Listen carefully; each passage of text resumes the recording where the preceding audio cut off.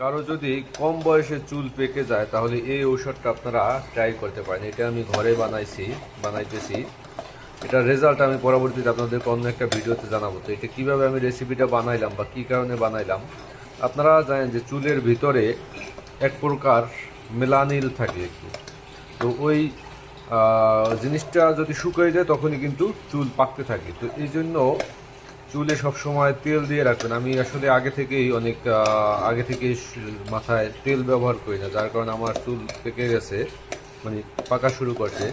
তো এই জিনিসটা যেভাবে বানাইতেছি সেটা হলো, এখানে আপনার ভিতরে প্যারাশুট অয়েল, এই যে প্যারাশুট অয়েলটা দিছি। অয়েলটা গরম করার পর এই যে আমলকি ছোট ছোট করে কাইটা তারপর দিয়ে দিছি। এখন আপনার এই যে আমলকির ভিতরে যে রসটা আছে, এই যে আমি কাইটা দিয়ে দিলাম এইভাবে সাইজ করে, এই আমলকির ভিতরে যে রসটা আছে এই রসটা এখন এই তেলের সাথে মিশে যাবে এবং এই আমলকিগুলো কালো হয়ে যাবে। জাল দিতে দিতে হালকা করে কমায়া জাল দিতে থাকবেন। আমলকিগুলো যখন কালো হয়ে যাবে তখন আমলকির ভেতরের রসটা কি এই তেলের সাথে মিশে যাবে। তো পরবর্তীতে এই তেলটা আপনার গোসলের 1 ঘন্টা আগে মাথায় ম্যাসেজ করে সুন্দর করে রেখে দেবেন। 1 ঘন্টা পর গোসল করবেন। এভাবে যদি মাসখানেক করেন তাহলে হয়তো রেজাল্ট পাওয়া শুরু করবেন, বা হয়তো 15 দিনের রেজাল্ট আসতে পারে।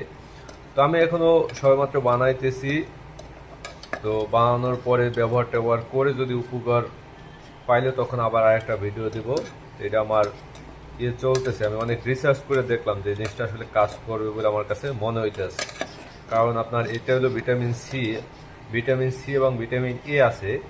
এই ভিটামিন সি এবং ভিটামিন এ যখন আপনার এই প্যারাশুট অয়েলের সাথে মিশে যাবে এবং এই অয়েলটা যখন আপনি মাথায় ম্যাসেজ করবেন তাহলে আপনার ওই চুলের ভিতরে যে মেলানিনটা আছে ওইটা তৈরি হবে এবং আপনার পাকা চুলও আস্তে আস্তে আপনার কালো হওয়া শুরু করবে এবং চুলের গোড়া শক্ত হবে, যাতে চুল পড়াও কমে যেতে পারে।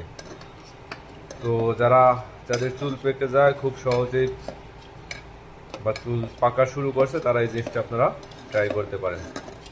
আসসালামু আলাইকুম।